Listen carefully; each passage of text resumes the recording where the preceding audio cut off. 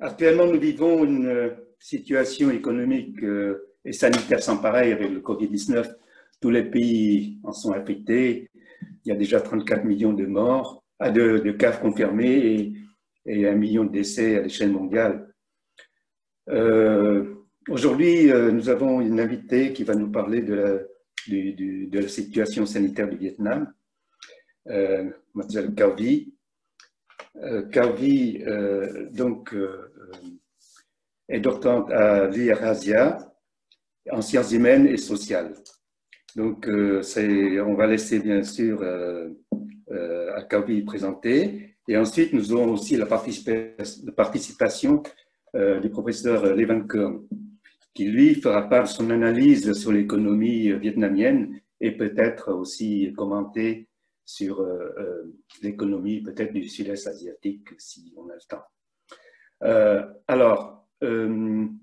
Je vous demanderai seulement aujourd'hui d'éteindre votre écran et également le son, parce que cette conférence va être enregistrée et va être ensuite diffusée de façon publique. Donc, merci à vous d'éteindre votre écran et le son. Également, vous nous laissez votre adresse email si vous voulez, parce que nous pourrons ensuite communiquer si vous avez des questions et si vous serez intéressé à d'autres séminaires du MCFV par la suite.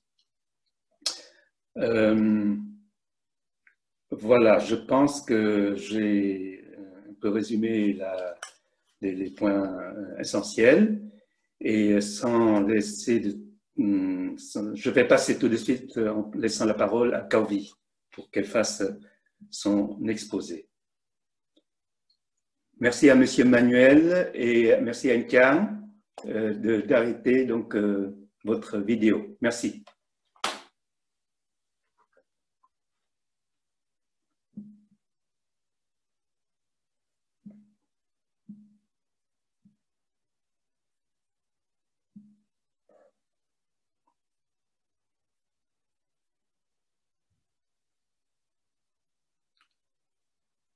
On ne t'entend pas, Vi. Tu peux mettre le son, s'il te plaît?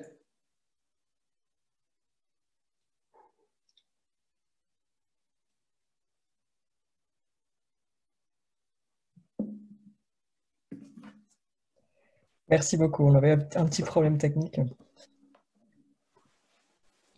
Alors bonjour et merci beaucoup d'avoir participé à cette conférence, d'être venu.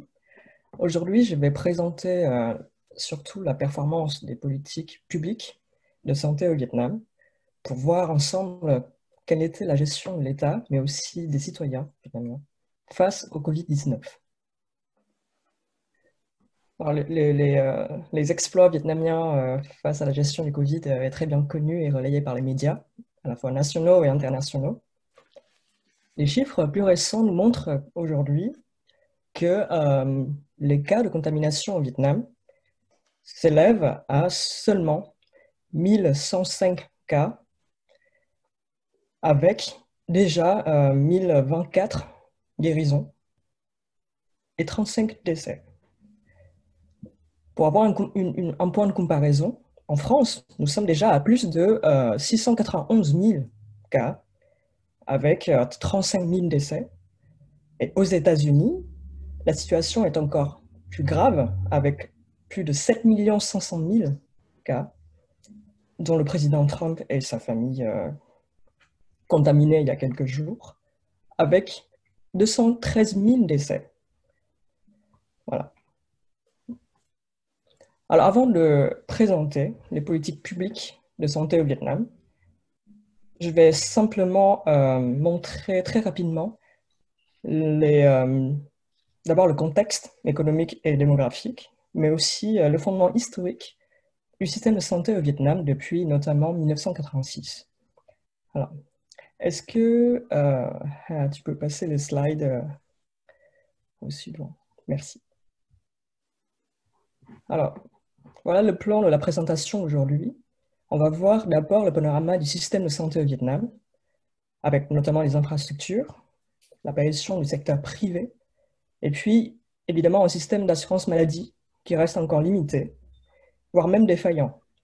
Ensuite, on verra ensemble quelles étaient les réactions du gouvernement et des citoyens vietnamiens face au Covid-19, avec une brève présentation de la chronologie des événements, les mesures gouvernementales, bien sûr, avec la réaction face aux revers économiques et sociaux.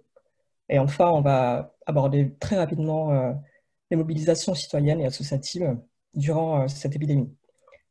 Alors, je passe le slide suivant, s'il te plaît. Merci. Pour rappeler brièvement le contexte général, depuis la fin des années 1980, on se souvient qu'en 1986, le Vietnam s'est engagé dans une politique de libéralisation économique qui se caractérise notamment par une série de réformes importantes, comme la décollectivisation des terres, les réformes des entreprises publiques, et notamment la reconnaissance du secteur privé. Cette libéralisation interne s'est accompagnée d'une ouverture sur l'extérieur, qui se traduit notamment par l'adhésion du Vietnam à l'ASEAN en 1995. Il y a eu aussi, à partir de ce moment-là, l'accueil massif des capitaux étrangers et le recours de plus en plus important à la coopération internationale.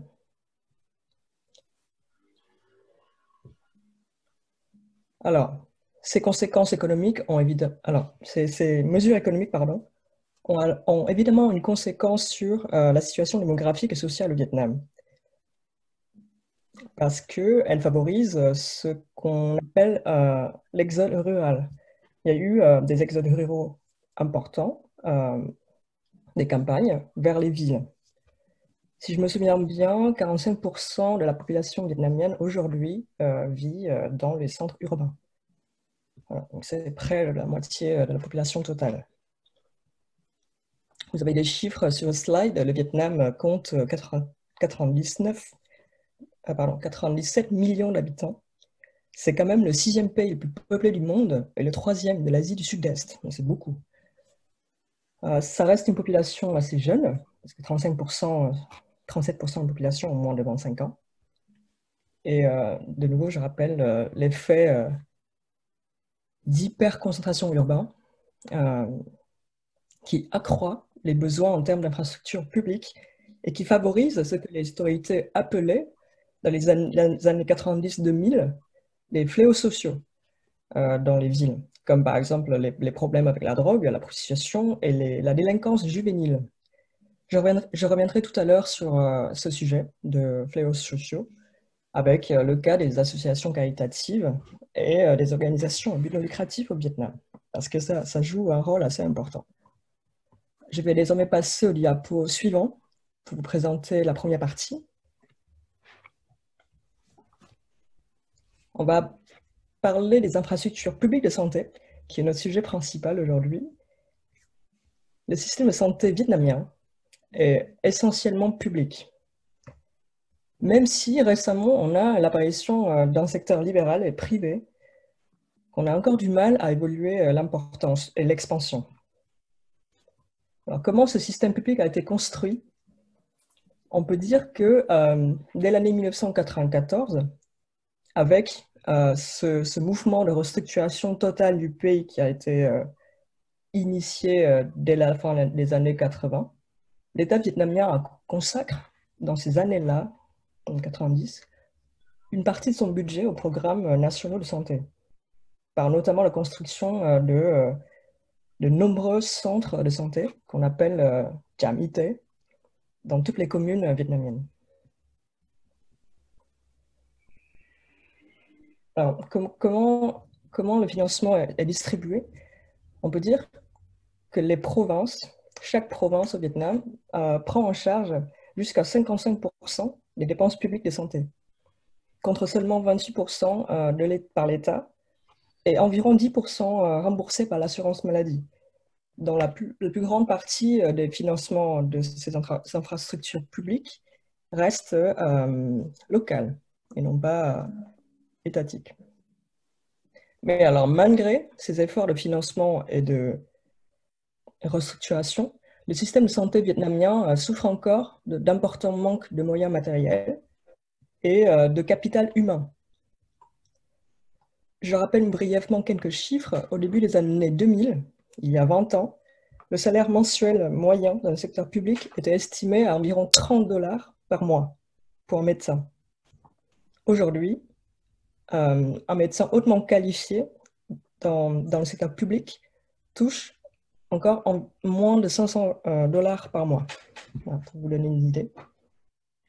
Ces défaillances matérielles et humaines amènent évidemment à des conditions de soins parfois inquiétantes, avec le manque d'effectifs au sein des établissements sanitaires. Les familles de patients doivent assurer la plupart du temps elles-mêmes, les services de soins élémentaires, comme des repas ou le repassage, le nettoyage, etc. Pour les mêmes raisons, les associations caritatives sont très actives et présentes dans les hôpitaux et les centres de santé au Vietnam.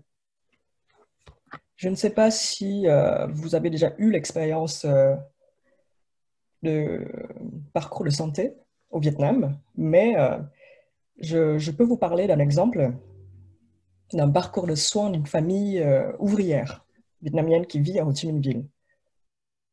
Alors, j'avais rencontré cette famille en 2018 et à ce moment-là, leur jeune fils de 10 ans avait des problèmes de santé. Il était soudainement malade. Et alors, la famille a attendu pendant assez longtemps, une semaine, avant de l'amener dans un centre de santé. Ce que je disais avant, le Jamité, de la commune. À Ho Chi Minh Ville, c'est des districts. C'est un centre de santé district. Le problème, c'est que quand on a, par exemple, les résultats de prise de sang dans un centre de santé district, on n'est pas sûr à 100% de ce qu'on a. Donc, la famille va vérifier ces résultats de prise de sang avec un autre centre de santé dans le district voisin. Et par la suite, ils vont vérifier ces deux résultats en allant voir un médecin familial, le médecin traitant, qui est déjà à la retraite. Alors, avec ces trois résultats, il s'avère que ces résultats-là ne s'accordent pas sur le diagnostic de ce que a l'enfant. Donc, finalement, ils ont dû aller à l'hôpital public qui est Ben Vie Nhi Dong. Et là, ils laissent leurs enfants finalement dans les soins intensifs du Ben Vie Nhi Dong. Alors, cet exemple reflète assez bien ce qui se passe pour les populations à faible revenu dans les centres urbains vietnamiens. Ils vont avoir recours à la fois aux centres de santé communaux, mais aussi aux médecins traitants et puis à la médecine traditionnelle avant finalement d'aller voir les hôpitaux publics et s'y arrêter là. Le parcours de soins commence par le centre communal d'abord, le médecin traitant et puis l'hôpital public. Voilà. Non. Vous voyez bien que ces fragilités dans le système public accentuent le fossé entre les populations les plus riches et les populations les plus pauvres, notamment face à l'implantation d'un secteur privé qui est de plus en plus expansif et puissant. Alors, je vais passer au slide suivant. C'est l'exemple d'un hôpital public qui est l'hôpital Graal, pendant la colonisation française, devenu aujourd'hui le Ben Vie Nhi Dong. Voilà. Le slide suivant également. Merci.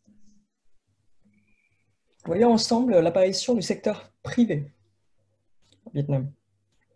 Légalement, le gouvernement vietnamien a autorisé la pratique libérale et privée de la médecine et de la pharmacie en 1993 par une ordonnance. Les établissements de soins concernés sont les hôpitaux, les centres médicaux polycliniques, les centres dentaires, les centres d'analyse médicale, mais aussi les centres de chirurgie esthétique ou encore les bureaux d'infirmiers libéraux et le planning familial. C'est un panorama assez large.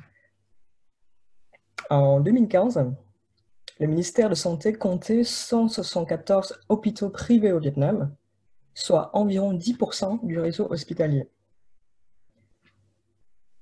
Cependant, bien qu'encadrés par la loi et les autorités locales, on estime qu'environ 12% des établissements privés sont ouverts sans licence officielle. Car on peut ajouter à ce chiffre les secteurs comme la médecine traditionnelle ou l'herboristerie, officiellement reconnus au Vietnam, dont le taux de praticiens hors du système public est plus important que ce que l'on obtient ici, des 12%. Alors, je vais donner un exemple du Vingroup, conglomérat privé Vingroup. Est-ce que je peux passer au slide suivant pour montrer la beauté de cet hôpital privé? En 2012, le conglomérat privé Vingroup inaugure les polycliniques qu'on nomme Vinmec, que vous voyez ici, c'est un centre Vinmec. Alors, Vingroup, qu'on connaît bien, est un conglomérat qui possède déjà un ensemble d'écoles et d'universités, mais aussi de résidences privées au Vietnam, voire même des usines d'automobiles. Alors, concrètement, les centres Vinmec, présentés comme des organisations à but non lucratif sur leur site, ils sont implantés dans plusieurs centres urbains au Vietnam, comme Ho Chi Minh, Hanoi, Da Nang ou Nha Trang. Alors, bien qu'assurant les services de qualité dite internationale, les frais de consultation chez Vinmec sont excessivement élevés. Par exemple, une consultation généraliste coûte environ 30 $ par personne. Et à ce prix, les services médicaux offerts par Vinmec ne sont réservés qu'une population riche et aisée du pays. On a un autre problème avec Vinmec, c'est que Vinmec participe à la publication des recherches et des études qui sont parfois assez douteuses. J'ai le souvenir des articles d'expertise de Vinmec sur l'appartenance génétique des Vietnamiens au Vietnam, en fait. Vinmec a publié une étude en biologie, je crois, qui disait que le génome vietnamien est différent de celui des Chinois. Donc les Vietnamiens sont bien différents des Chinois. Donc cet article et cette publication a fait évidemment scandale sur les réseaux sociaux. Pour vous montrer un peu un exemple de participation douteuse de Vinmec. Évidemment, ces publications peuvent parfois influencer l'opinion publique, dans la mesure où Vinmec et l'ensemble du groupe Vin se positionnent comme une figure de réussite et d'autorité au Vietnam. Alors, pour conclure cette deuxième petite partie, je dirais que le Vietnam est face aujourd'hui à un risque de système de santé à deux vitesses, où la privatisation et la libéralisation rapide des services publics menacent les infrastructures qui étaient déjà fragiles et lacunaires, comme on a vu tout à l'heure. Je passe au slide suivant pour parler du système d'assurance maladie. Le système d'assurance maladie a été institué en 1992, donc il y a déjà 30 ans de cela. Voilà. Sur la question légale, ce système a été créé puis modifié à 3 reprises, en 1998, en 2008 et puis dernièrement en 2014. On a un nouveau projet de loi sur les réformes du système de sécurité sociale, initié pour la période de 2018 jusqu'à 2030. Donc, ce projet est toujours en cours d'élaboration. L'article 12 du Code de l'assurance maladie, issu de la réforme de 2014, nous présente la liste de tous les groupes bénéficiaires du système d'assurance maladie et des modalités de cotisation. Alors, pour citer quelques groupes, on a l'ensemble des militaires, des fonctionnaires de l'État, des anciens combattants, qui bénéficient de la prise en charge directe et totale par l'État, tandis que les travailleurs réguliers doivent cotiser à hauteur d'environ 6% de leur salaire mensuel. Le problème, c'est que ces lois ne prennent pas en compte les travailleurs du secteur informel ou les personnes en situation irrégulière, telles que celles qui sont au chômage. Mais alors, ces populations qui travaillent dans le secteur informel constituent quand même, pourtant, une grande majorité de la population vietnamienne, car leur activité économique sont estimées à plus de la moitié de l'économie nationale. Donc, ces populations-là sont exclues des services octroyés et garantis par le système d'assurance maladie. En conséquence, moins de 10% des personnes ayant les revenus les plus faibles bénéficient d'une couverture médicale, contre plus de 30% des personnes ayant les revenus les plus stables et élevés. Alors, vous avez sur le slide l'exemple d'une carte d'assurance maladie qu'on appelle Thẻ Bảo hiểm y tế. Pour conclure cette première partie sur les infrastructures publiques, on constate que malgré un effort ancien et important d'équipement et de financement des centres de santé, les problèmes matériels et les déficits en termes de capital humain demeurent. De plus, on a des inégalités galopantes au sein des services publics de santé qui aggravent les problèmes sociaux déjà préoccupants, comme l'hyperconcentration de la population dans les métropoles et des inégalités sociales et économiques de plus en plus préoccupantes dans ces zones-là. Je vais passer maintenant à la deuxième partie sur la gestion du gouvernement et des citoyens face au Covid-19. Alors maintenant qu'on a vu la première partie sur l'histoire et les fondements du système de santé publique, voyons ensemble le contexte et la chronologie de la lutte contre l'épidémie au Vietnam. Ce qu'on peut dire, c'est que l'enjeu politique et diplomatique de la gestion gouvernementale du Covid-19 est primordial pour le Vietnam. D'une part, il s'agit de consolider la confiance des Vietnamiens face aux problèmes structurels des infrastructures publiques que j'évoquais tout à l'heure avec l'exemple de la famille ouvrière à Ho Chi Minh Ville. D'autre part, la réussite de ces actions permet d'affirmer, voire de confirmer la place du Vietnam parmi les partenariats régionaux et internationaux, tels que l'ASEAN. Selon un rapport de l'ALIA fait à Berlin en 2020 en ligne, 62% des personnes interrogées au Vietnam sont satisfaites de l'action de l'État menée durant l'épidémie. Passons à la chronologie. Vous avez là tous les événements depuis le 23 janvier qui étaient les premiers cas de contamination découvertes au Vietnam. C'était principalement un groupe de travailleurs de retour de Wuhan. On voit que dès février 2020, les frontières avec la Chine sont fermées et après les vacances du Tet, les établissements scolaires, les universités restaient clos. Le gouvernement vietnamien a rapidement isolé les zones à risque, comme le village de Vinh Phu, où une partie des travailleurs migrants sont arrivés depuis la Chine en janvier. Et parallèlement à ces mises en quarantaine ciblées des zones à risque, il y a eu aussi des contrôles stricts aux aéroports qui sont toujours en cours aujourd'hui. Des passagers qui arrivent à partir de mars 2020 doivent déclarer au moins leur historique de santé.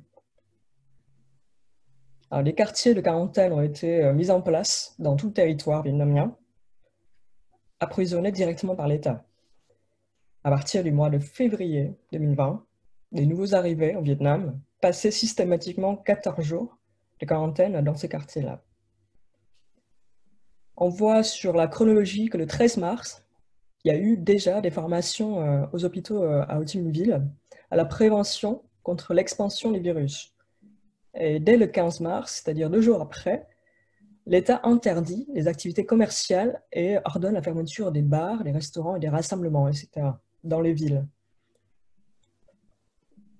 Au 1er avril, 2 semaines plus tard, on a le premier confinement qui termine au 30 avril.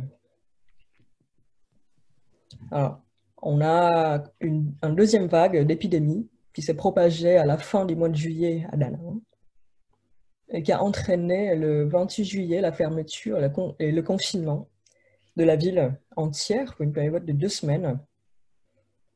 Ce n'est que récemment, c'est-à-dire au début du mois de septembre, que ces mesures de confinement de la ville de Da Nang ont été relâchées. Je rappelle que tout au long de l'évolution de l'épidémie, des tests et des masques ont été produits et distribués en quantité massive par l'État vietnamien. Je passe à la diapo suivante sur les mesures. Alors, vous voyez que dès le premier signalement de l'épidémie par la Chine, les autorités vietnamiennes ont installé des banderoles de ce type dans toutes les grandes villes, invitant les habitants à prendre eux-mêmes des précautions. Je dirais aussi que les mesures de contrôle et de surveillance ont été fortement employées pour traquer et tracer les trajectoires de propagation. Et je vais vous montrer dans le slide suivant comment ça se passe. Alors, sur la question de la surveillance et de la prévention, on voit qu'il y a 3 catégories de personnes et de groupes, de F1, F0, F1 et F2. F0, ce sont les personnes contaminées par le Covid qui ont été testées positives. Ces personnes-là doivent déclarer directement aux autorités locales et seront transférées dans les services de santé adéquats. Ils doivent également établir une liste de toutes les personnes qui ont été susceptibles d'avoir été en contact avec eux. La catégorie F1 sont les personnes susceptibles d'avoir été en contact avec les catégories F0. Alors, celles-là doivent être directement mises en zone de quarantaine dans les centres qui relèvent du gouvernement ou à domicile si cela le permet. Ils doivent passer un test du Covid-19 et déclarer l'identité des personnes susceptibles d'avoir été en contact avec eux. On passe à la catégorie F2, qui sont les personnes susceptibles d'avoir été en contact avec les F1. Donc, celles-là doivent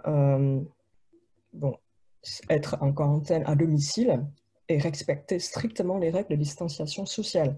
Et alors, ces 3 catégories ne sont pas figées, c'est-à-dire que si on découvre dans la catégorie F1 une personne contaminée par le Covid, elle passe à F0 et toutes les personnes en F2 qui suivaient le F1 passent à F1. Voilà, donc c'est progressif en ce sens-là. Alors, je vais passer au slide suivant sur les consignes à destination des établissements de santé émises par le gouvernement. Alors, le 14 mars, le ministère de la Santé, on sait qu'il y a eu un problème avec l'hôpital Bach Mai à Hanoï, qui n'a pas respecté toutes les consignes de prévention de lutte contre le Covid. L'hôpital Bach Mai a été menacé de fermeture par le ministère de la Santé. Alors, je rappelle que les établissements privés, conformément à la loi sur la privatisation du système de santé publique au Vietnam, ces établissements privés doivent respecter une clause de solidarité avec les établissements publics, notamment en matière de surveillance épidémiologique. Voilà, je vous laisse lire ces déclarations sur le slide. Alors, toutes les non-coopérations des établissements de santé risquent des sanctions comme l'interdiction ou la fermeture de l'établissement mis en cause. Voilà. Les prises en charge, vous voyez ici, des frais médicaux par l'État pour les personnes atteintes du Covid, et la prise en charge est totale. Et les tests sont élargis aux hôpitaux et aux populations qui souhaitent se faire tester sans être contaminés. En revanche, ces tests sont payants.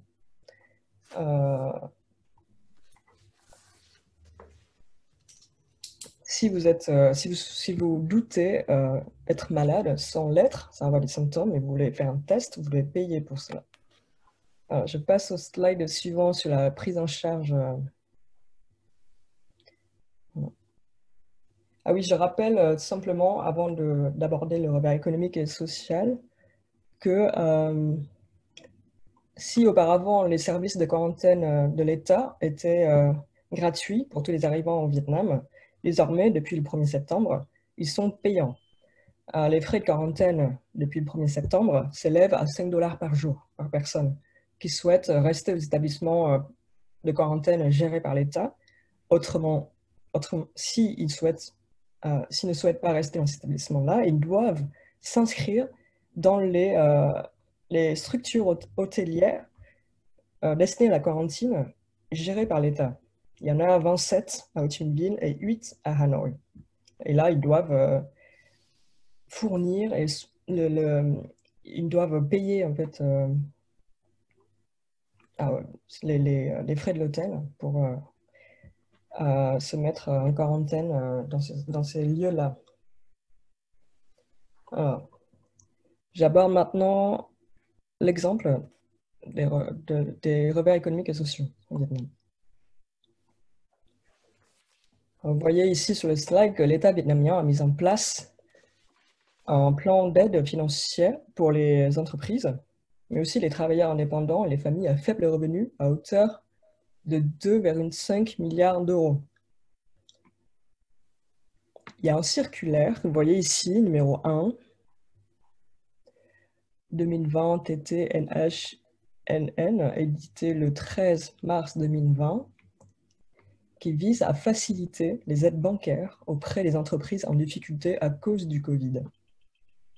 Ce circulaire préconise notamment les taux d'intérêt bas et attractifs, ainsi que l'extension des délais de paiement pour les dettes contractées par les entreprises. D'après le Courrier du Vietnam, je cite, « Plusieurs banques ont déjà réalisé des efforts importants pour proposer une offre développée de crédit afin de mieux assister les entreprises et encourager les investissements dans les 5 secteurs prioritaires que sont l'agriculture, la production vouée à l'exportation, les PME, l'industrie auxiliaire et les hautes technologies. » J'arrête la citation. Vous voyez ici sur le slide l'exemple des banques qui mettent en place des outils d'aide aux entreprises conformément au circulaire. On a l'exemple de Vietinbank qui propose le programme MSE Stronger, qui est un programme de crédit à taux d'intérêt préférentiel. On a aussi Bac A Bank qui propose un taux d'intérêt à 0,9% à l'intention des entreprises, surtout du secteur sanitaire. On a aussi AB Bank qui autorise un emprunt à hauteur de 10 milliards de dong, Vietnam dong, pour une durée de remboursement qui peut s'étaler désormais jusqu'à 10 ans. Alors, concernant les aides aux populations à faible revenu, on peut dire que qui sont les personnes qui peuvent prétendre à ces aides? On a des conditions d'éligibilité que je vous ai listées là sur le slide. Ces travailleurs sont les travailleurs qui ne bénéficient pas d'indemnité de chômage. Ceux qui perdent ou doivent suspendre leur travail pour une durée supérieure à 1 mois à partir du 1er avril, date du début du confinement, ceux-là peuvent prétendre à ces aides. Il y a aussi les travailleurs dont les entreprises ne peuvent plus distribuer des salaires à cause du Covid-19. Et l'aide concerne aussi les travailleurs du secteur informel, tels que les vendeurs de rue, les vendeurs de loterie, les chauffeurs de route et les personnels qui assurent le ramassage des ordures, etc., à condition qu'ils résident légalement sur le territoire concerné, c'est-à-dire avoir un Ho Khẩu à jour. Le montant de ces aides varie de 250 000 dong, c'est-à-dire 10 euros, à 1 800 000 dong, soit environ 100 euros par mois, pendant un maximum 3 mois, à compter de la date où ces aides sont accordées. Cependant, évidemment, les procédures pour accéder à ces aides sont très longues et lourdes. Il y a peu de personnes qui osent aller jusqu'au bout s'ils ne sont pas aidés. Il y a des personnes aussi qui n'osent pas initier les démarches auprès des communautés locales. J'ai l'exemple d'une personne qui appartient à la catégorie des travailleurs qui ne bénéficient pas d'indemnité de chômage. Alors, cette personne c'est un jeune travailleur indépendant qui a 29 ans et qui a initié un dossier auprès du Tổ Dân Phố, du représentant de son quartier. Il a attendu, ça fait depuis avril qu'il attend, mais il n'a toujours pas vu l'argent. Et son dossier est géré par l'intermédiaire des représentants de son lieu d'habitation, soit un Tổ Dân Phố ou le comité populaire. Donc il n'a pas vraiment de prise directe avec son dossier. Il ne peut pas savoir si son dossier a été reçu, si la démarche a été aboutie et comment les décisions sont faites. Lorsque j'ai demandé à tout, comment est-ce que, qui est le nom de la personne, comment est-ce que il pouvait recevoir l'argent? Est-ce que c'est par virement bancaire ou par l'argent liquide? Il me répond que la plupart, c'est du cash. C'est-à-dire que, comme beaucoup de Vietnamiens qui sont dans les situations de faible revenu ou précaires, mais ils n'ont pas de compte bancaire. Donc, ces aides-là sont distribuées cash par le comité populaire ou les représentants de quartier. Ce qui a un problème au Vietnam, c'est la fragilité du système bancaire des individus. Voilà. Je passe au slide suivant sur la mobilisation des associations, cette fois-ci, et des citoyens. Alors, on sait que les citoyens vietnamiens et les associations locales ont été très mobilisés durant l'épidémie. Et je constate qu'il y a deux types d'actions. Premièrement et majoritairement, on a des aides de nature caritative. Comme vous voyez ici sur le slide, il y a des distributions de nourriture, par exemple les cantines collectives dans les hôpitaux ou les ATM de riz. Les populations qui participent à ces actions sont très diverses. Ils peuvent s'agir des retraités inscrits dans une association locale, mais aussi des jeunes étudiants ou des collectifs religieux qui organisent déjà fréquemment des activités de ce type auprès des hôpitaux. Une des explications, c'est que l'action caritative au Vietnam occupe une part importante de la vie associative et sociale. Puis à côté de ces actions, on a des engagements plus politiques avec des objectifs de long terme. Il s'agit notamment des réseaux d'associations ou d'organisations non lucratifs. Je rappelle juste le contexte législatif concernant ces groupes-là. On sait que le statut associatif au Vietnam n'existe pas, en dehors des associations affiliées à l'État ou au Parti communiste vietnamien. De sorte que la plupart des associations indépendantes fonctionnent encore sous le nom d'organisations à but non lucratif ou d'entreprises sociales. Beaucoup à Ho Chi Minh Ville. Alors, outre les actions d'aide directe, telles que les distributions de nourriture et de produits de première nécessité, ces organisations ont également des missions de développement social à long terme. Alors, je vais citer un exemple d'association. Pour comprendre leur activité actuelle, il faut revenir un petit peu au point historique présenté dans l'introduction sur les politiques de santé publique menées à la fin des années 90 et au début des années 2000. Si dans ces années-là, la prévention des maladies infectieuses préparait effectivement l'implantation des services de santé publique à l'échelle nationale, dans une logique de développement sanitaire, alors, les campagnes de prévention et de lutte contre ces maladies infectieuses, comme le sida, vers la fin des années 90 au Vietnam, avaient des impacts sociaux importants. C'était le début, en l'occurrence, d'une série de mesures assez fortes qui visaient ce que les autorités nommaient les fléaux sociaux. À ce titre, des populations comme par exemple les personnes homosexuelles, les toxicomanes ou les prostituées subissaient une discrimination étatique qui porte encore des séquelles et des conséquences aujourd'hui. Et c'est à ce niveau-là qu'on peut dénoter une mobilisation importante de certaines organisations locales qui recevaient des fonds de financement des instituts internationaux, comme des ambassades et des différents organes des Nations Unies. Alors, ces associations-là effectuent à la fois des actions d'aide directe, mais aussi des campagnes de sensibilisation auprès des populations vietnamiennes. Et aujourd'hui, les deux volets sont ancrés dans les programmes d'activité des organisations à but non lucratif et des entreprises sociales locales. C'est sous cette forme-là, avec ces fondements-là, qu'ils mènent leurs activités. Alors, la partie consacrée à la sensibilisation et à la mobilisation citoyenne prend de plus en plus d'importance. Et petit à petit, ces organisations à but non lucratif se constituent en partenaires et interlocuteurs des autorités locales. Elles réalisent par exemple des enquêtes auprès des populations dites marginales et participent à la production des données sur ces populations-là. Donc, on sait que ces organisations,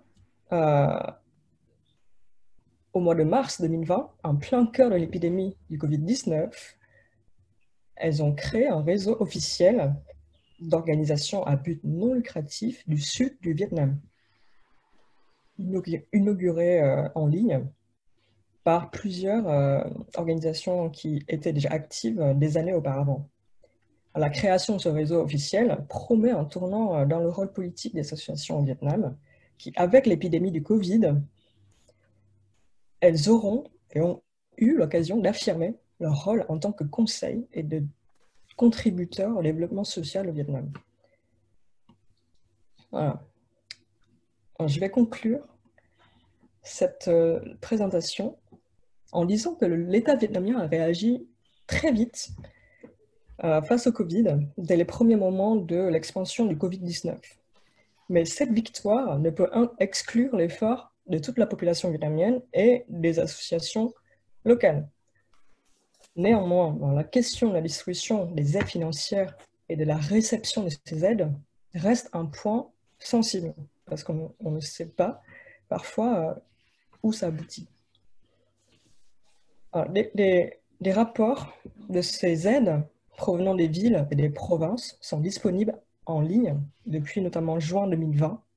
On peut les retrouver sur Google.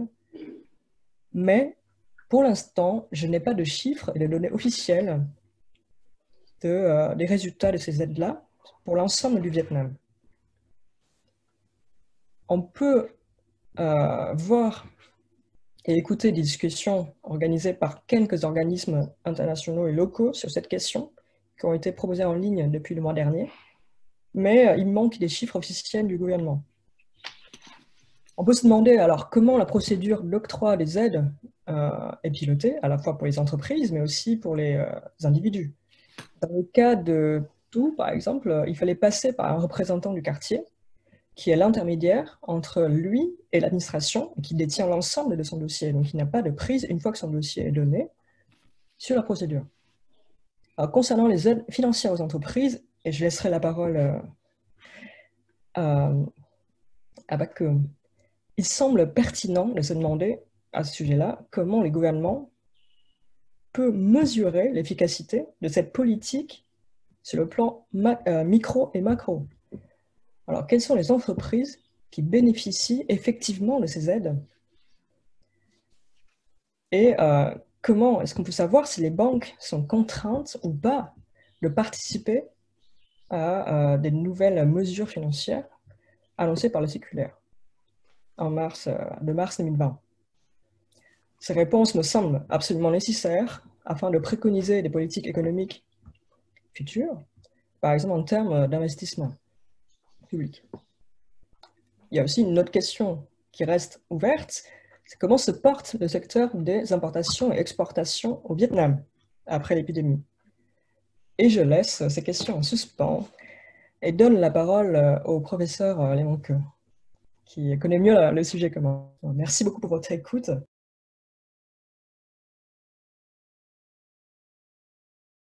Bien, écoutez, je vous propose maintenant de passer à la deuxième partie. C'est la présentation de professeur Léon Queux, qui vous donne son point de vue sur l'aperçu de l'économie vietnamienne post-Covid.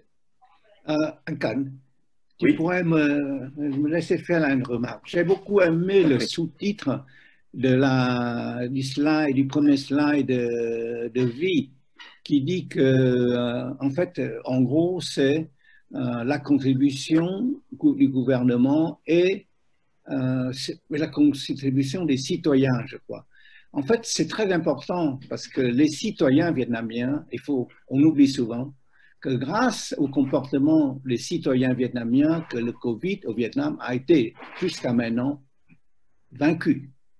Parce que souvent, on ne parle que de la politique de l'État vietnamien. Mais si l'État vietnamien fait une politique et que la population ne suit pas, elle ne serait pas efficace. C'est tout ce que je voulais faire. Exact. Non, c'est tout à fait exact. C'était une très bonne remarque de ta part. Bon, voilà, maintenant je parle. Voilà le titre de mon exposé, aperçu de l'économie vietnamienne un peu avant le Covid, je crois en 2019, essentiellement, le Covid-19 arrive et après, quelle est la perspective? Le slide suivant, s'il vous plaît. Voilà. Vous voyez ici, là, c'est un rappel pour que vous puissiez suivre un peu mon exposé. Vous pourrez dire c'est un peu technique, mais je dois dire ça. Parce que ici, vous avez la dernière ligne, par exemple, le PIB, le produit intérieur brut. C'est ce qu'on appelle, en général, on appelle ça, les termes anglais, le GDP. On mesure, donc, on focalise souvent sur le taux croissant du PIB pour dire si un pays croît ou décroît.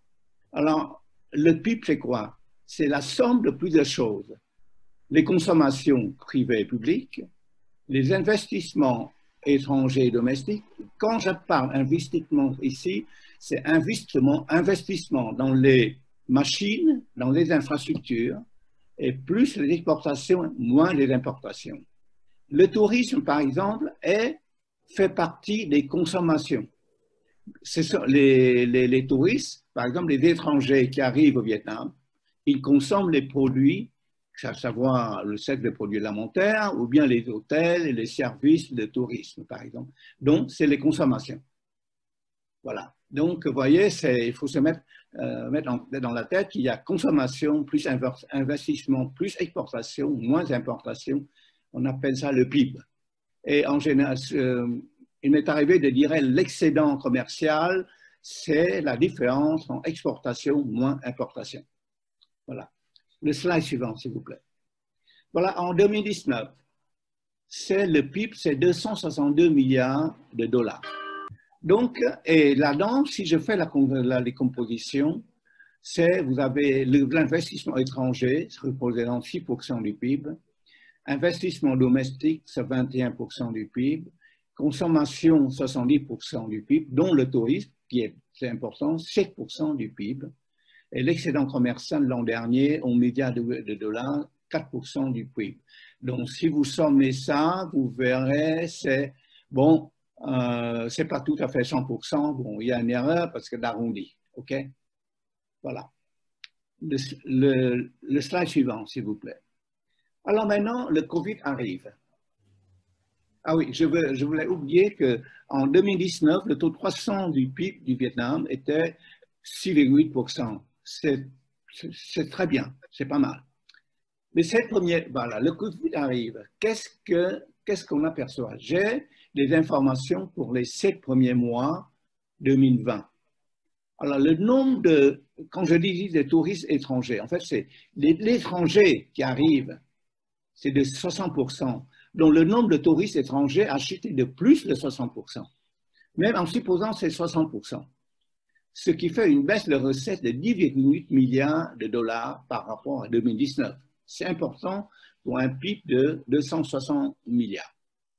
Mais le gouvernement, pour rattraper la chose, a augmenté de 30% ses investissements publics, soit autour de 2,4 milliards de dollars.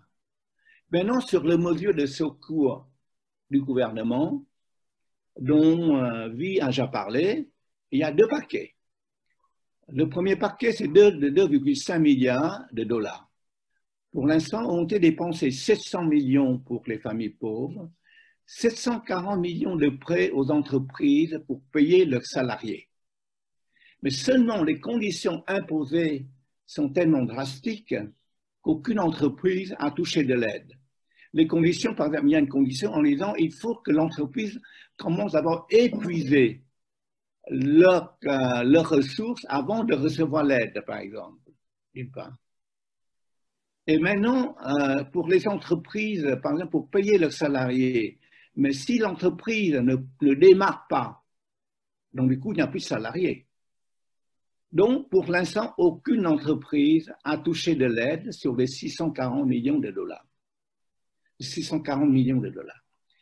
Puis, un deuxième paquet est prévu, 744 millions de dollars, pour aider là, maintenant, les petites entreprises, les coopératives, les entreprises familiales, les travailleurs des zones rurales. Jusqu'à ce jour, le projet n'est pas bouclé, c'est-à-dire, l'argent est là, mais on n'a pas dépensé. Le suivant, s'il vous plaît. Alors, au total, si j'additionne les deux sommes, ça fait 3,2 milliards de dollars, qui représente 1,2% du PIB de l'an dernier, hein, parce que j'ai tout ramené les dépenses au prix de 2019 pour pouvoir comparer. Ça fait 1,2% du PIB, c'est très faible par rapport à des pays comme la France, 20%, l'Allemagne 5%, Corée du Sud 10%, le Japon 20%. Maintenant, c'est curieux que dans les journaux, on ne donne pas les informations sur les investissements d'avenir. Par exemple, l'éducation, la technologie. L'État vietnamien parle beaucoup de la révolution 4.0. Rien. On ne sait pas combien ça va dépenser pour ça. Combien pour l'environnement, par exemple. Ça, j'appelle ça les investissements d'avenir. C'est pour projeter l'après-Covid. D'accord? Et les sommes de 3,2 milliards de dollars n'arrivent toujours pas à être utilisées. Maintenant, pour les 5 premiers mois, les investissements directs étrangers, les FDI, comme on dit en anglais, Foreign Direct Investment, ont chuté de 8,2%. Ça correspond à 1,3 milliard de dollars. Le transparent, les slides suivants, s'il vous plaît. Alors, fin septembre 2020, la bonne nouvelle, c'est qu'il y a un excédent commercial de 16,3 milliards de dollars au prix de 2019, ce qui fait un gain par rapport à l'excédent commercial de l'année d'avant de 5,3 milliards, ce qui correspond à une hausse du PIB de 2%. Si les consommations, les investissements se maintiennent au niveau de 2009, on aurait une croissance de 2% du PIB pour cette année en date de fin septembre. C'est pour ça que vous lisez dans les journaux qu'on estime que l'État vietnamien, enfin, le Vietnam, pourrait avoir un taux de croissance de 2%, entre 2% et 3%. Ce n'est pas impossible, à condition que les consommations, les investissements se maintiennent ou augmentent. Alors, ce que j'écris au paragraphe suivant, est-ce gagné? Alors, fin 2020, le gouvernement a dépensé 5,6 milliards de dollars. Le commerce extérieur a apporté 5,3 milliards de dollars. Ça veut dire ça a un gain en plus de 10,9, disons 11 milliards de dollars. Or, les investissements étrangers ont baissé de 11 dollars. Au fond, ça compense la somme qui était là. Mais en fait, on a un bilan légèrement négatif. Donc je ne vois pas de croissance à l'heure actuelle, en fin septembre 2020. Pour moi, il y a une croissance si, j'aimerais bien être convaincu, si j'ai des chiffres comme quoi les consommations, les investissements au Vietnam ont augmenté. Voilà. Le slide suivant, s'il vous plaît. Alors maintenant, pour avoir une croissance supérieure de 2%, il faut les investissements domestiques et la consommation des ménages augmentent de 6 milliards de dollars au mois. Alors maintenant, comme j'ai dit avant, il faut attendre les chiffres de consommation des ménages et les investissements domestiques, parce qu'on a vu que les investissements étrangers ont baissé, pour conclure s'il y a croissance ou non en 2020. Donc ma position à l'heure actuelle, c'est une position d'attente. Je dis qu'une croissance de 2%, ce n'est pas impossible, mais ce n'est pas forcément sûr, pour les raisons que j'ai citées. Maintenant, on a parlé beaucoup d'entreprises étrangères délocalisées au Vietnam. Jusqu'à maintenant, il n'y en a pas. Hein. Samsung est venu au Vietnam bien avant le Covid et y est resté. Récemment, le vice-ministre des Affaires étrangères, M. Bui Thanh Se, a annoncé que 100 multinationales envisageaient de venir au Vietnam. Bon, attendons et voir. Parce que ça, c'était des projets. Est-ce que ça va être réalisé? On n'en sait rien. Si ça se réalise, c'est très bien pour le Vietnam. Pour l'instant, personnellement, je ne sais pas, je ne peux pas conclure. Le suivant, s'il vous plaît. Maintenant, pour le futur. Alors, je vois quelques problèmes à surmonter. On assiste à de nombreuses arrestations pour malversation. En particulier, je cite le vice-président du comité populaire de Ho Chi Minh Ville, le président du comité populaire de Hanoï, l'ancien directeur de l'hôpital Bach Mai. Et ça, c'est un comble de la part de quelqu'un qui dirige l'hôpital Bach Mai. Et je pense qu'il est même médecin d'ailleurs. S'il n'est pas médecin, il est professeur de médecine, quelque chose comme ça. C'est un comble qu'un ancien directeur de l'hôpital facture 4 fois plus cher les appareils chirurgicaux achetés pour son hôpital. Et du coup, les patients qui subissent des opérations payent 4 fois plus cher les soins de la chirurgie. Là, je veux dire ceci. La corruption, c'est mauvais en soi parce que ça détourne de l'argent. Mais ce qui est d'autant plus grave, c'est que ça donne une mentalité de corrupteur. Parce que qu'un directeur de l'hôpital fait ce genre de choses, c'est-à-dire il y a la mentalité de corruption qui est dans la tête même de certaines personnes placées à des hauts niveaux et c'est très grave. Est-ce que ces arrestations pourront arrêter la corruption? En partie, oui, c'est vrai, mais totalement non. Parce que s'il faut s'attaquer à la racine du phénomène qui engendre la corruption. Pour moi, la racine est due au fait que les rémunérations sont trop faibles dans les administrations, les écoles, les universités. Donc les gens, pour vivre, il faut qu'ils se débrouillent. Ben, s'ils se débrouillent, il faut qu'ils fassent des malversations. C'est inévitable. Bon, l'exemple en Corée du Sud. Entre 1964 et 1967, le président Park, qui a été très critiqué parce que c'était quand même, c'était pas un tendre, c'était pas un démocrate, loin de là. Il a remplacé les 4 corrompus et incompétents par de nouveaux, à qui il a fait monter de 30% à 40% les salaires durant 3 ans. Le slide suivant, s'il vous plaît. Alors la question, est-ce que l'État vietnamien a-t-il de l'argent pour augmenter les salaires? La question est légitime, mais pour ça, il faut la transparence. Il faut mettre tout sur la table, C'est dire, est-ce qu'on peut ou non augmenter? Pour l'instant, on n'en sait rien. Il paraît qu'il y a une commission qui avait été lancée pour étudier si on peut augmenter le salaire des administrations ou non. Alors, récemment, l'Assemblée nationale a voté, le comité central du parti, qui s'est réuni récemment pour préparer le congrès de l'an prochain, a décidé le report de la réforme des salaires du secteur public à 2022, au lieu de 2021. Moi, je pense que c'est quand même un peu tard. Hein. Il faut quand même faire assez vite. Bon, maintenant, supposons qu'il n'y a pas assez d'argent.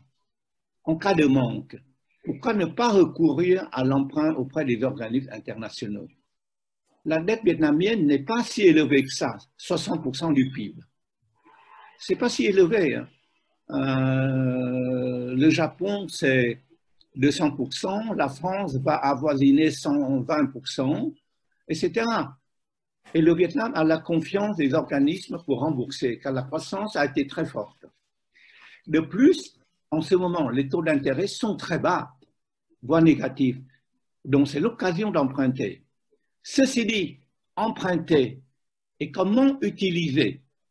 Si on continue la corruption, si la corruption continue, l'argent emprunté va être détourné. Donc, l'efficacité de la dette vietnamienne va diminuer.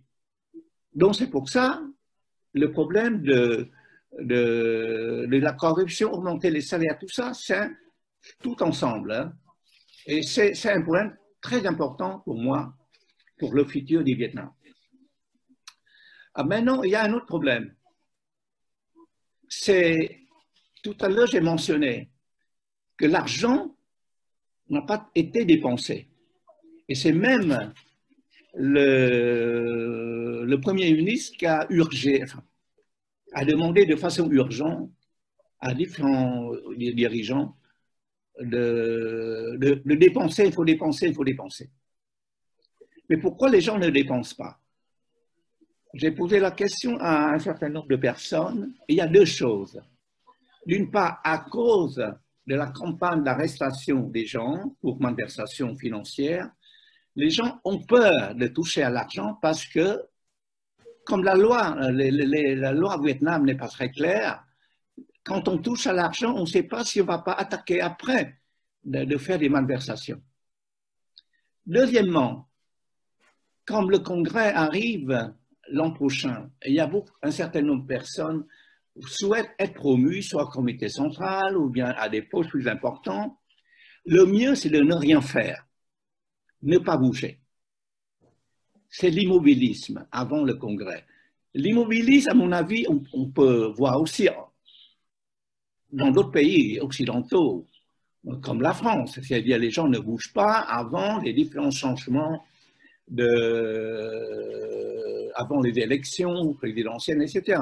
C'est un phénomène assez courant. Mais au Vietnam, c'est quand même grave en ce moment, c'est qu'il y a beaucoup d'immobilisme, personne n'ose faire quoi que ce soit. On ne dépense pas d'argent parce que la loi sur ce qui touche à l'argent, pour moi, n'est pas très claire, n'est pas très claire. Le slide suivant, s'il vous plaît. Le suivant. Voilà. Maintenant, il y a un autre problème. Les entreprises d'État. Beaucoup d'entre elles sont un gouffre financier. Et le gouvernement avait un plan, est de privatiser entre 2017 et 2020 128 entreprises d'État. Résultat, juillet 2020, seulement 37 l'ont été. Alors pourquoi? Il faut se poser la question. C'est pas n'importe qui peut être dirigeant d'une entreprise d'État. Donc c'est des gens bien placés. Et ces gens bien placés là, ils ont des connexions au niveau du gouvernement, au niveau du parti. Donc, toucher à ces entreprises d'État, c'est toucher à certains dirigeants et c'est pas facile hein, parce que c'est un peu comme on est en train de scier des arbres sur les branches d'arbres sur lesquelles on est assis. Le slide suivant, s'il vous plaît. L'industrie automobile, le sourd du Vietnam net en 2 octobre. Le marché des automobiles est plein de potentialités et prévoyait 1,8 million de voitures par an. Mais c'est très risqué d'investir dans ce secteur. Il y a déjà plusieurs groupes hein. Il y a Trancon, Hyundai Motor, Ford Vietnam, Taco, Chunghai et en particulier Vingroup. Alors, il y a des risques que je ne comprends pas. J'ai dit souvent, on va incompréhensible pour moi. de plus en plus d'importations, il y a de plus en plus d'importations de voitures grâce au tarif d'importation 0%. D'abord, c'est bizarre. Même en France, à l'heure actuelle, les voitures importées venant hors Union européenne sont taxées à 10% du prix d'achat. Et pourquoi? Les importations des voitures au Vietnam et tout ça sont exonérés de taxes. Et puis, à cause des coûts de production élevés, les voitures produites au Vietnam sont moins compétitives que les importées. C'est aussi incompréhensible pour moi. Pourquoi les coûts salariaux, les coûts de production au Vietnam sont plus élevés? Ça reste un mystère pour moi. Et même VinFast a annoncé une perte de 270 millions de dollars. Du coup, le gouvernement s'est engagé à promouvoir le développement de l'industrie automobile avec de nouvelles politiques et les fabricants des voitures attendent toujours. Alors, tout ce que j'ai écrit ici, j'ai cité à partir de Vietnamnet du 9 octobre. Hein. Donc, c'est un journal officiel. Le slide suivant, s'il vous plaît. Maintenant, on parle beaucoup de révolution 4.0. En vietnamien, on dit đổi mới sáng tạo, c'est-à-dire innovation et créativité. Alors, il y a le terme créativité. Et comment faire la créativité et réussir la créativité pour l'innovation alors que les enseignements dans l'université baissent en qualité. Je cite un exemple. C'est l'équivalent de l'école navale de Haiphong. En France, on appelle ça école navale. On n'y enseigne plus la physique. La chimie est en option. 46 heures de maths sur 4 ans. Comment vous voulez former un ingénieur de l'école navale sans apprendre la physique, par exemple, en apprenant très peu de maths? Récemment, le professeur Ngo Bảo Châu, médaille Fields, et le professeur Vũ Hà Văn. Vũ Hà Văn, il a été embauché par Vingroup pour diriger le Science Director of Big Data Institute. Se sont inquiétés. Les étudiants se détournent des maths car ils veulent trouver du travail à la sortie de leur école. Donc ma question c'est créativité, ok, mais avec qui maintenant? Est-ce que la révolution 4.0 se ferait au Vietnam en important des licences et des technologies? Et ça veut dire pendant un certain temps, si l'État vietnamien ne change pas sa politique d'éducation et de formation et de recherche au Vietnam, il y aura une dépendance vis-à-vis de l'étranger pour la révolution 4.0. Le suivant, s'il vous plaît. Bon, voilà, merci. Merci, Vi. Avant de passer la parole à Ngo, vous pouvez poser toutes les questions via le chat. J'ai oublié de vous mentionner ça, que ce soit maintenant ou ultérieurement à nos invités. Voilà, donc je laisse maintenant la parole à notre professeur Lê-Văn Cơ. Je voudrais, oui. Peut-être avant que je parle, qu'on pourrait discuter un peu, pour ceux qui souhaitent, pas la partie économique, mais la partie de politique sanitaire avant le Covid et durant le Covid. Je crois que c'est deux parties séparées. Donc tout à fait. Je propose ça. Absolument. Donc,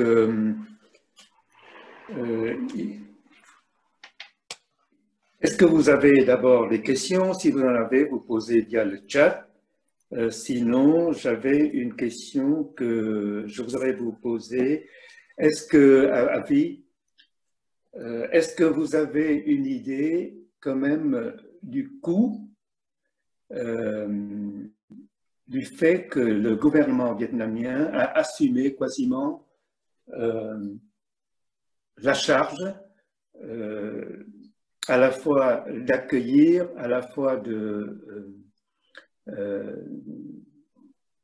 toutes ces personnes qui ont été infectées au Covid ou bien qui ont été étaient dans ces endroits de confinement.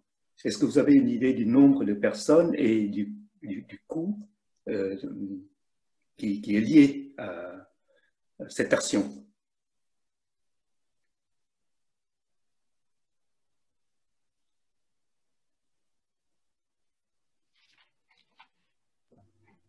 Oui, merci. Si j'ai bien compris, vous posez une question sur comment ça se passe dans les zones de confinement mises en place par l'État. Est-ce que c'est bien ça la question? Absolument. J'ai compris que c'était quasiment gratuit pendant de nombreux mois pour tous les ressortissants qui rentrent du pays ou bien les personnes qui ont été contactées avec des personnes qui ont été affectées par le Covid-19. Donc, combien ils sont et avez-vous une idée du coût que représente cet effort-là du gouvernement? Alors, je n'ai pas de chiffres sur combien de personnes sont passées par les centres de confinement. Je pense que pour avoir ces chiffres-là, il faudrait voir sur les registres des ambassades pour chaque pays qui ont des ressortissants qui entrent au Vietnam. Parce que jusqu'à aujourd'hui, au mois d'octobre, pour rentrer au Vietnam depuis la France ou un pays européen, il faut vous inscrire sur les listes des ambassades. Donc, je pense qu'un des moyens pour savoir ces listes-là. Moi, je n'ai pas de chiffres. Je parle d'un chiffre global, hein, le nombre de personnes qui ont été confinées, par exemple. Je n'ai pas d'estimation non plus. D'accord, très bien. Mais alors, de ce que j'ai vu, publié en ligne, sur les premiers moments de confinement dans les centres de quarantaine gérés par l'État au Vietnam, durant le première vague d'épidémie, mars, avril, je sais que tout était comment dire, accessible et gratuit. Par exemple, les gels, les masques, la nourriture, etc., c'était distribué gratuitement par l'État. Bon, il y a eu quelques plaintes, il me semble-t-il, par quelques personnes qui n'étaient pas d'accord, soit avec la nourriture, soit avec les horaires d'activité dans ces centres-là, mais globalement, ça restait satisfaisant pour les internautes qui partageaient leur expérience dans ces centres. Et encore jusqu'à récemment, je sais qu'un ami à moi a fini dans ces centres-là au mois de juin et il était plutôt content. Après, je ne sais pas s'il y a eu des expériences négatives. Aujourd'hui, c'est devenu payant. Donc, les personnes, comme les populations à l'étranger, sont peut-être plus réticentes à entrer au Vietnam, car on ne sait pas s'il y a une différence de traitement dans les centres publics et dans les hôtels. Parce que carrément, c'est des hôtels privés, gérés par l'État. Donc, je pense qu'il faut attendre encore pour savoir comment ça se passe à ce niveau-là. Je pense dans la question d'incarner, il y a deux volets. Il y a le premier volet, c'est le coût que doit supporter le système de santé et le coût, c'est-à-dire les impacts sur la vie économique. Il y a le coût. Et le coût sur le système de santé, je crois que c'est assez compliqué à calculer parce qu'il faut connaître le nombre de personnes qui sont passées par l'hôpital, combien de temps les gens ont été hospitalisés et quels soins ils ont eu. Et même en France, je n'ai pas ce genre de statistiques. Peut-être Dingson Antoine pourrait nous dire ça en France déjà pour avoir une idée. Mais maintenant, je crois que le total de tous ces coûts, ça va se répercuter sur, de toute façon, une baisse du PIB. PIB, c'est-à-dire le produit national, le produit intérieur brut du Vietnam. Et ça, peut-être, dans mes slides, on pourrait avoir une idée. Il y a deux questions qui ont été posées. Je vous les pose, je vous les répercute. Est-ce qu'on a des statistiques sur l'utilisation des différentes applications de traçage sur smartphone et sur une évaluation de leur efficacité? La deuxième question a aussi avis. Quelles sont les caractéristiques des tests salivaires de dépistage de virus SARS-CoV utilisés à l'aéroport de Hanoï sur les voyageurs en provenance de l'extérieur du Vietnam. Est-ce que ce sont des tests de dépistage PCR? Comment et par qui et quelles institutions ces tests salivaires ont été faits? Et est-ce que ces tests ont été homologués? Je ne sais pas si Viv pourra répondre à ces questions, mais certainement notre ami Dixon Hinton va pouvoir aussi participer à cette discussion. Oui. Sur la première question, peut-être. Alors, effectivement, on n'a pas vraiment de statistiques sur l'utilisation des différentes applications de traçage, parce que là, ça serait génial de savoir comment l'État nous surveille. Mais en revanche, on sait qu'ils sont très efficaces. Donc, ce que vous faites au Vietnam sur votre smartphone, que vous vous connectez sur Facebook, vous envoyez un mail, ben, ils savent en fait ce que vous faites, où vous êtes en tout cas. Et les voyageurs français qui ont été au Vietnam au mois de mars et qui voyageaient sur le territoire recevaient des messages et ils étaient effectivement traqués quoi, par l'État. Mais alors, on ne sait pas les statistiques.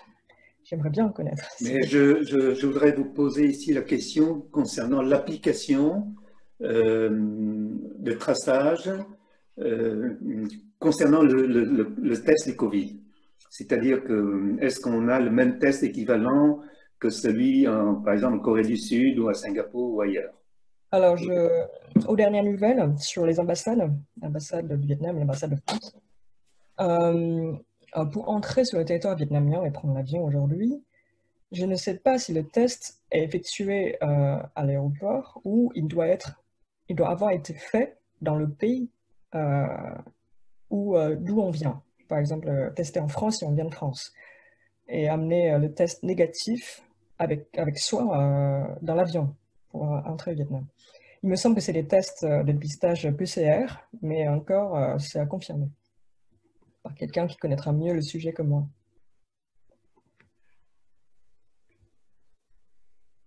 Est-ce que notre ami Dixon Hinton peut participer? Oui, bien sûr. En fait, je ne sais pas si je connais mieux le sujet Covid, mais en tout cas, ce que je pourrais dire, c'est que les tests salivaires sont effectivement des tests salivaires.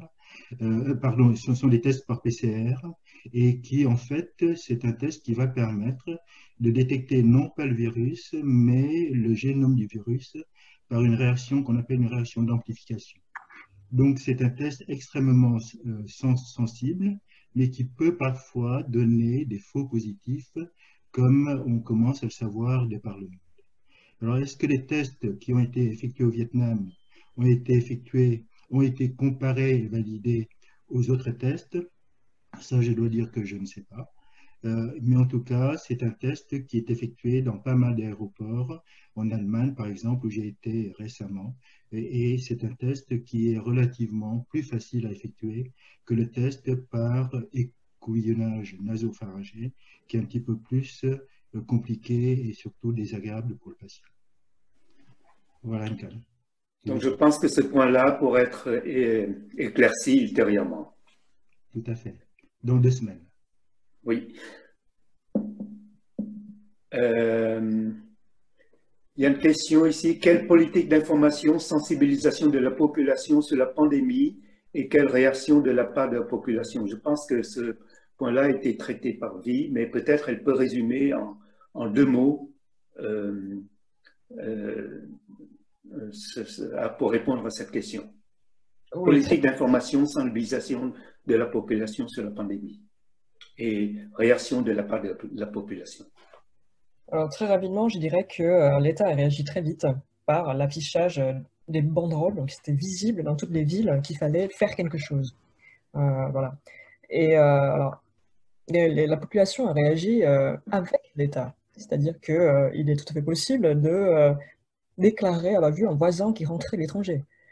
Si oui ou non, il est passé par un centre de mise en quarantaine et oui, s'est installé coopération, par exemple pour Da Nang. Les médecins ont été mobilisés par l'État très rapidement, envoyés depuis Ho Chi Minh Ville dans les hôpitaux de Da Nang, et ils ne pouvaient pas voir leur famille, ni bouger. Ils devaient rester là et lutter avec l'État contre l'épidémie. Ouais. Très bien. Je voudrais vous lancer ici une question posée par une lectrice. Quel est l'impact du rapatriement des travailleurs vietnamiens immigrés sur la balance des paiements vietnamiens? Alors là, c'est une question donc, économique. Je pense que peut-être Mais je peux répondre de comme maintenant. répondre. Je peux Voilà. répondre de maintenant pour que ça Et soit... la deuxième question, comme les pays qui les avaient accueillis sont en proie eux-mêmes au Covid, par exemple la Malaisie, les Philippines, etc., ils sont appelés à demeurer au Vietnam pour un temps, quitte de leur réinsertion. Est-ce que quelqu'un peut répondre à cette question? Je peux répondre sur la partie sur la balance de paiement. En fait, les Vietnamiens, le rapatriement des Vietnamiens, c'est venant surtout des pays, par exemple, de l'Ukraine, de la Russie, de Chine, de Corée du Sud, tout ça. De France, les étrangers, les États-Unis, c'est surtout les étudiants, pas les travailleurs, qui rentrent au Vietnam parce que c'est plus sûr. Or, la question touche le problème d'envoi de l'argent des familles d'origine vietnamienne au Vietnam.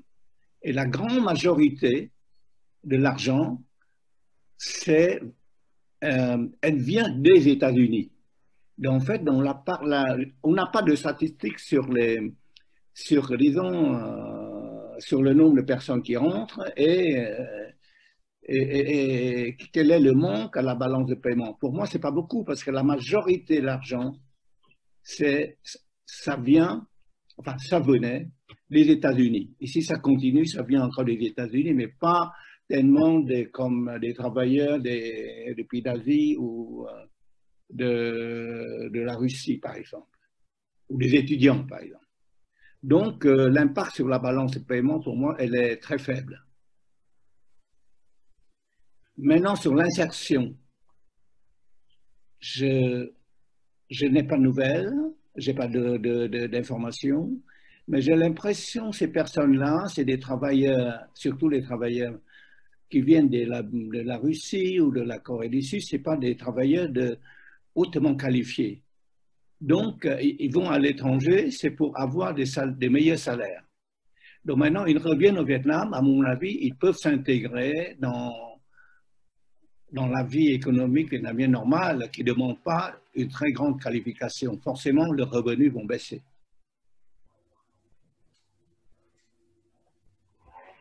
Alors, je voudrais rappeler ici, parce que hier, Kani, nous as envoyé à Vie et à moi une question d'une personne qui dit que comment se fait-il qu'au Ho Chi Minh Ville, les bars et les restaurants soient toujours fermés alors que il n'y a plus de confinement.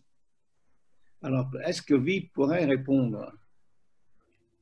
Alors, je pense que je ne sais pas exactement comment ça se passe, comme je n'ai pas été, mais il me semble qu'on peut toujours aller manger dehors et avoir des conférences de plus de 20-30 personnes dans une salle fermée. Je ne sais pas si les mesures sont strictement respectées aujourd'hui, depuis le relâchement du début de septembre, du mois de septembre 2020. Alors, il y a une personne qui répond ici à cette question, c'est que les bars et les restaurants sont ouverts maintenant, ainsi que les karaokés. Oui. Voilà. Est-ce que c'est vrai? Est-ce que vous confirmez? C'est depuis septembre. Oui, depuis septembre. L'intérêt, je pense, de la question posée hier par mail, c'est de savoir pourquoi l'État vietnamien a réagi autant, alors qu'il n'y avait que 50 personnes contaminées, tandis qu'en France, nous, on a attendu jusqu'à l'alerte maximale pour commencer à réagir. Alors je pense que, comme je disais dans la première partie de la présentation, si le Vietnam connaît un taux de contamination tel que celui qu'on a en France, les infrastructures publiques ne tiendront pas. Ça ne sera même plus le débordement que connaît l'hôpital public en France aujourd'hui, mais ce serait une catastrophe sanitaire. Donc, je pense que c'est pour cette raison-là, principalement, que l'État vietnamien a mis tous les moyens possibles pour endiguer le virus avant que ça dégénère. Voilà. Ça fait combien de jours qu'il n'y a plus de cas de Covid au Vietnam? 30 jours, si je me souviens bien. Je peux ajouter quelque chose. D'abord, quand les bars et les restaurants fermés, bon, le gouvernement n'interdit plus, n'impose plus la fermeture. Mais ceci dit, il y a pas mal de bars et restaurants qui sont restés fermés parce que les propriétaires de ces bars et restaurants ne trouvent pas de clients. Donc, ils trouvent que ce n'est pas rentable d'ouvrir. Donc, il faut savoir que s'ils sont fermés, ce n'est pas parce que l'État a imposé d'être fermés, mais parce qu'eux, ils trouvent économiquement, ce n'est pas rentable. Maintenant, il faut quand même, je pense que l'État vietnamien a raison d'être prudent. Parce que si vous regardez maintenant le cas de la Malaisie, qui pendant longtemps, il n'y a pas de Covid, et maintenant, paf, il y a une résurgence. Vous allez sur Internet, c'est très visible. Et ma question, c'est que comment se fait-il? Là, je ne sais pas répondre.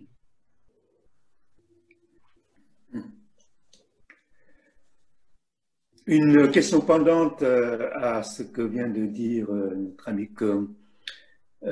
Actuellement, comment ça se passe dans les pays du Sud-Est asiatique? Est-ce qu'il y a une action commune pour lutter contre le Covid? Je sais qu'il y a récemment des conférences sur le sujet au niveau au plus haut degré. Est-ce que vous suivez ça et est-ce que vous pouvez nous dire deux mots comment ça se passe en Asie du Sud-Est? Tu poses la question à qui? Que ce soit que vous, oui. Oui, pour l'aspect social, peut-être que pour l'aspect économique.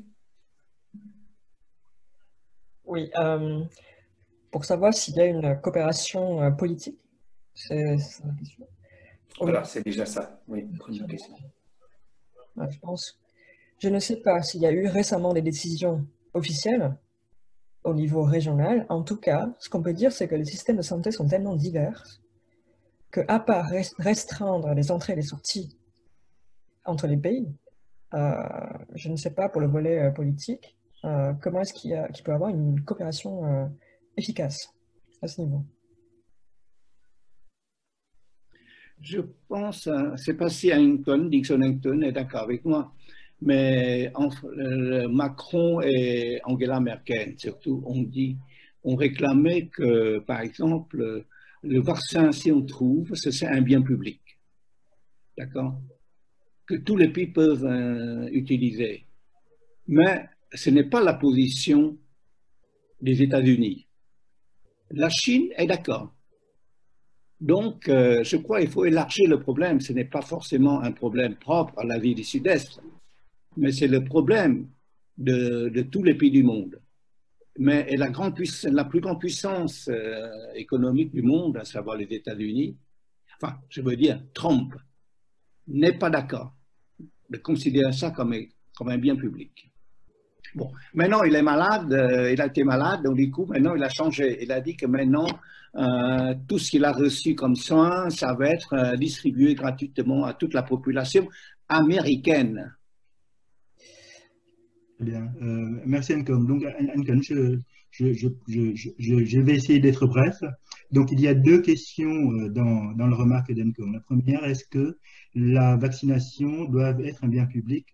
Et la réponse est bien évidemment oui, parce qu'en fait, c'est absolument fondamental pour que tout le monde, quel que soit son niveau socio-économique, puisse accéder à ce traitement qui est le seul que nous ayons pour l'instant pour espérer pouvoir juguler un jour ce fléau qu'est la pandémie du Covid-19. Donc, je pense que là, il n'y a absolument aucun débat. En revanche, il y a peut-être une question, et on pourra peut-être en discuter davantage, c'est que comme les doses de vaccins ne vont pas être suffisantes au jour J pour tout le monde, eh bien, il va falloir imaginer une façon pour prioriser les personnes qui devraient pouvoir bénéficier de ce vaccin avant les autres. Analyse critique de l'économie vietnamienne, surtout les problèmes que tu poses concernant donc, la corruption et concernant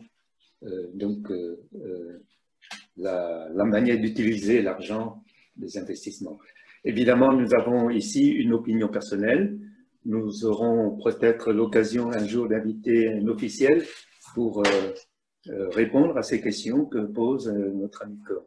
Est-ce que vous avez des questions? Si vous en avez, n'hésitez pas à nous envoyer ça sur chat.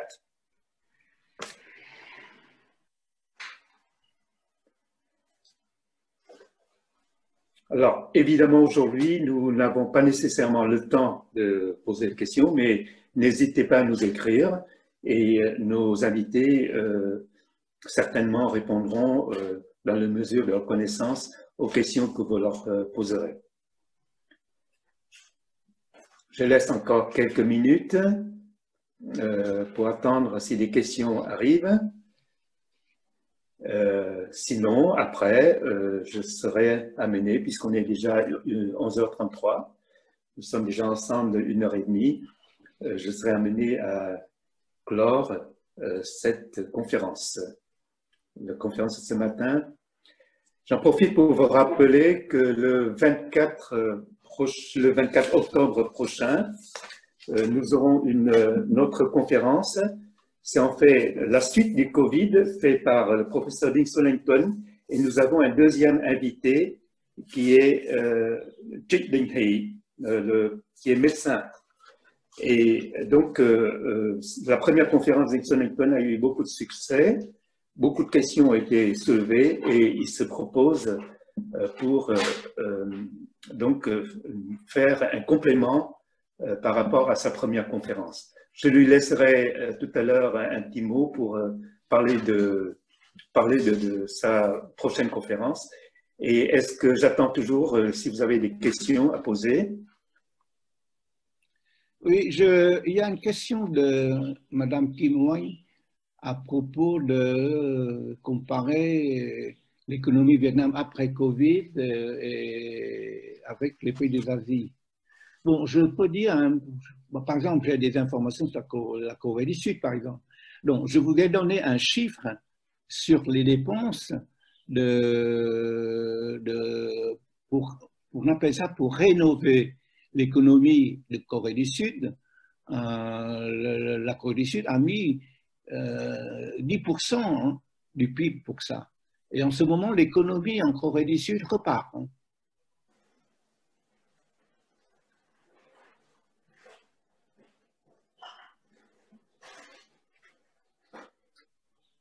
Qu'en est-il de l'économie du Vietnam, post-Covid Vietnam, par rapport à nos voisins du pays du Sud-Est asiatique? Ça y est, j'ai répondu là. J'ai des informations pour la Corée du Sud. Oui, mais pour les pays du Sud-Est asiatique, je suppose. Ah, des Sud-Est asiatiques. Alors, sur le Sud-Est asiatique, je peux dire, il y a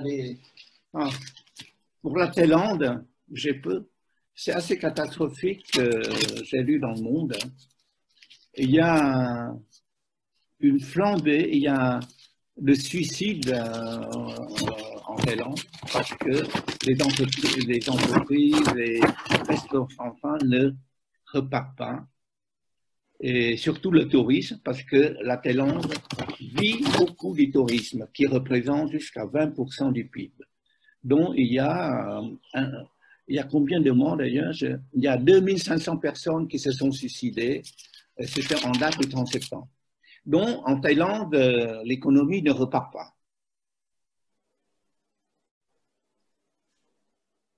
Parce que sa vie essentielle, ça vit beaucoup sur le tourisme.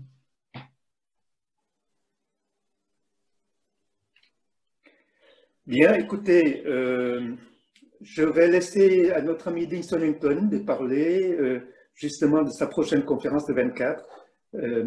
Est-ce que tu pourrais nous dire deux mots Alors, les propos juste que tu... deux mots, Anka. Donc, le premier mot, c'est le remerciement pour Anka et pour lui de cet excellent exposé. Moi j'ai beaucoup appris. Je ne vais pas poser des questions parce que sinon, ça va nous amener trop loin, mais simplement pour dire qu'avec vos deux exposés, on voit bien qu'il y a des interconnexions et des relations très étroites entre le social, l'économie, la science et puis bah, la vie de tout un chacun dans le monde d'aujourd'hui. Alors, dans 2 semaines, ce qu'on avait prévu avec Enghi, le docteur Chen Enghi, qui est aussi un médecin qui connaît très bien la question, et d'essayer de répondre de la façon la plus pragmatique possible les différentes interrogations que les uns et les autres peuvent avoir concernant cette maladie, ses moyens de prévention, ses moyens de diagnostic. Et on va essayer notamment de parler des tests de dépistage, de l'intérêt de porter le masque dans les milieux clos, bien évidemment, mais aussi en public. Et enfin, on va essayer de faire aussi un bref panorama concernant les traitements, du traitement préventif, à savoir la vaccination, jusqu'au traitement curatif, avec quelques pistes actuellement.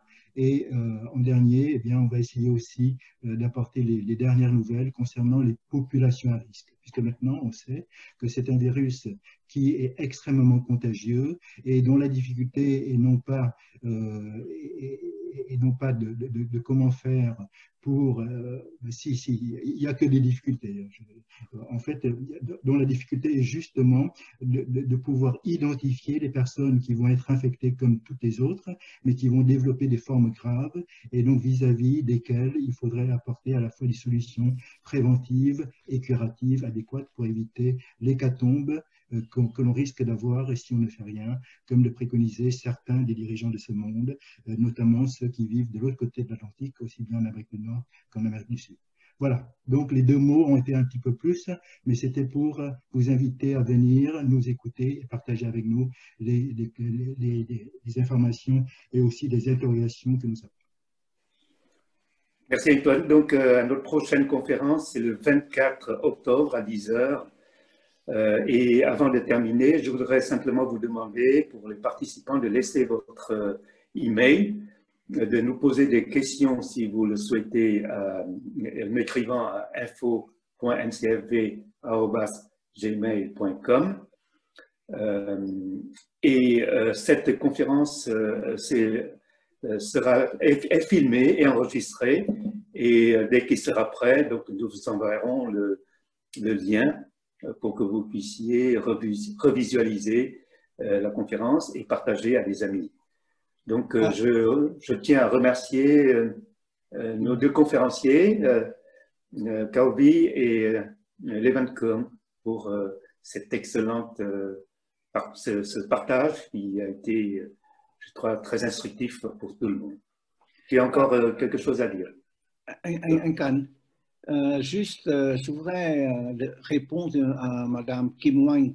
Juste une question sur la situation en France. Il est, disons, le ministère des économies français prévoit une baisse du PIB français cette année entre 8% et 9%.